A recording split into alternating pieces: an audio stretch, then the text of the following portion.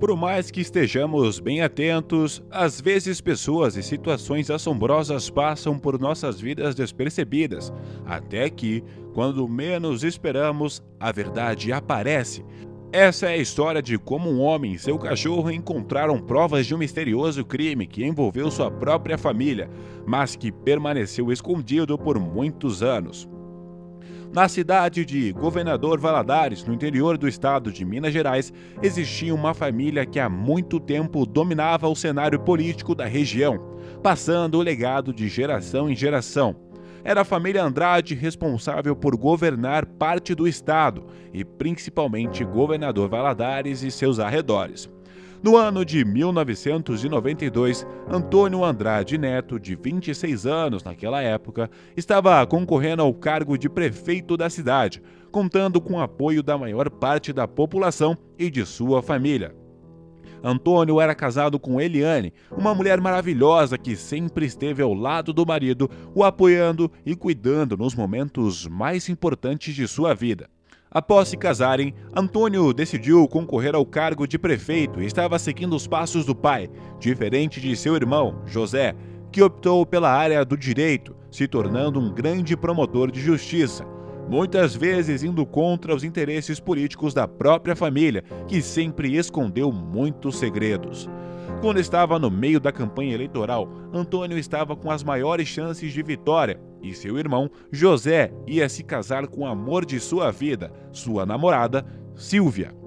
Tudo corria bem para a família Andrade, até que algo muito estranho aconteceu. Os irmãos Antônio e José decidiram viajar com suas esposas para a casa de praia da família para comemorar o belo momento que estavam vivendo. Lá era um lugar isolado, repleto de paisagens de tirar o fôlego, para onde gostavam de ir para festejar e relaxar da melhor maneira.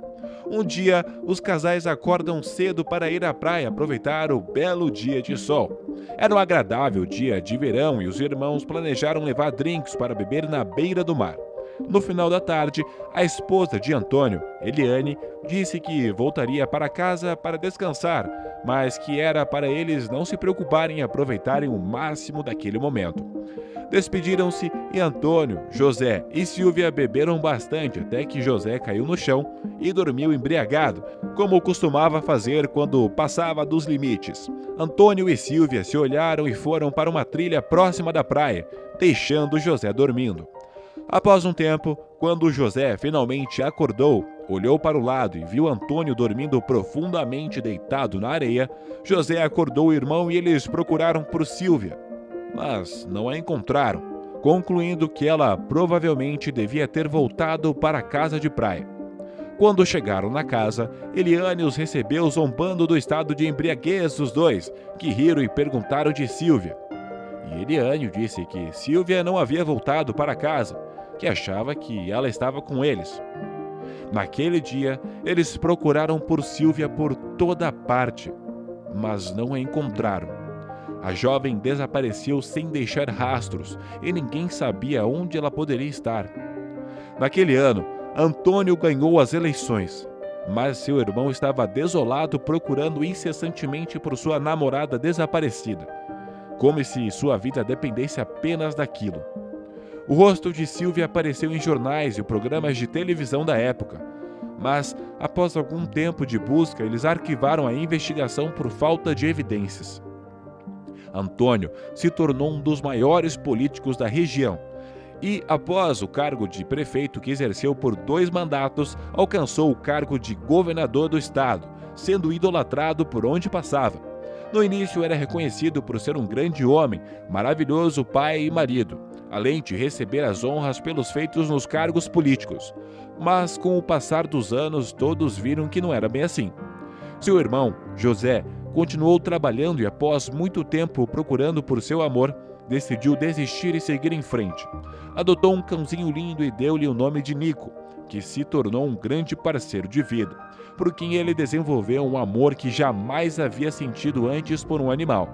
Acabou se afastando do irmão, que foi de exemplo de homem a um dos políticos mais controversos da região, imerso em mentiras de todos os tipos.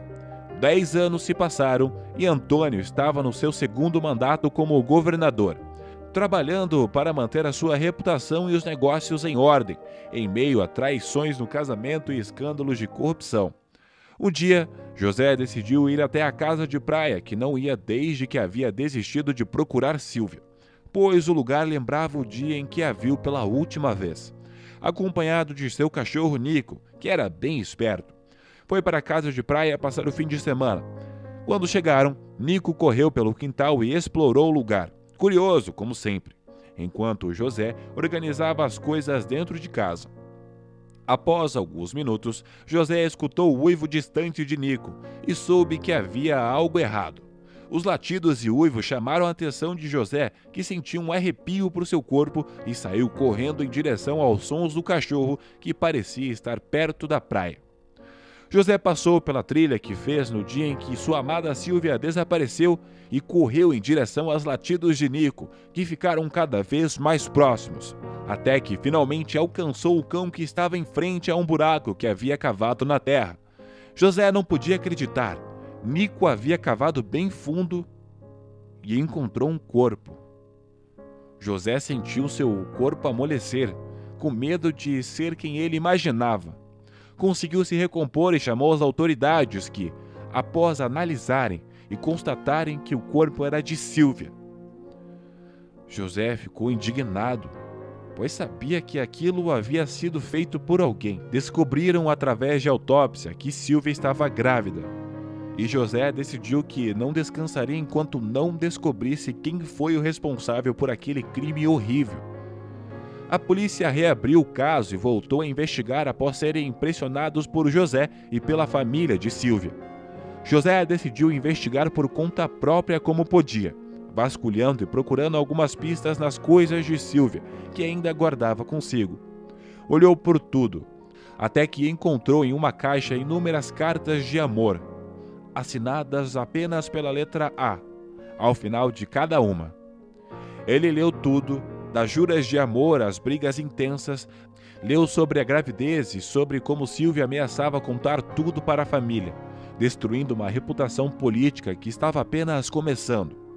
A caligrafia nas cartas era igual de seu irmão, e em poucos minutos José ligou os pontos. Sílvia teve um caso com seu irmão Antônio e havia engravidado dele na época em que concorreria para o cargo de prefeito. Sabia que seu irmão era o responsável pela morte de Sílvia naquela viagem. Juntou todas as provas que tinha contra ele e levou até os responsáveis pela investigação. Eles constataram que as provas eram suficientes e, após revirar a vida de Antônio pelo avesso, ele finalmente confessou o crime e foi condenado à prisão.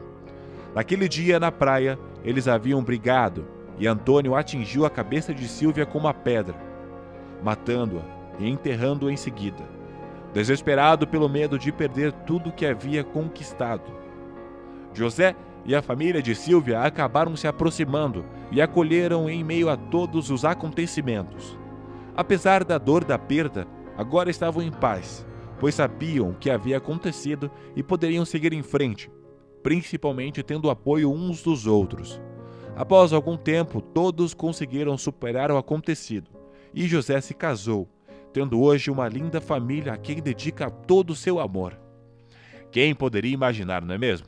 Que uma pessoa admirada por todas acabaria se tornando alguém com atitudes tão horríveis. E nem sempre as coisas são como parecem. Eu convido você a comentar o nome de sua cidade para ver de onde você está assistindo esse vídeo. E se conhece alguma história parecida, deixa nos comentários, curta o vídeo, compartilha com seus amigos e se inscreva no canal para mais histórias fascinantes.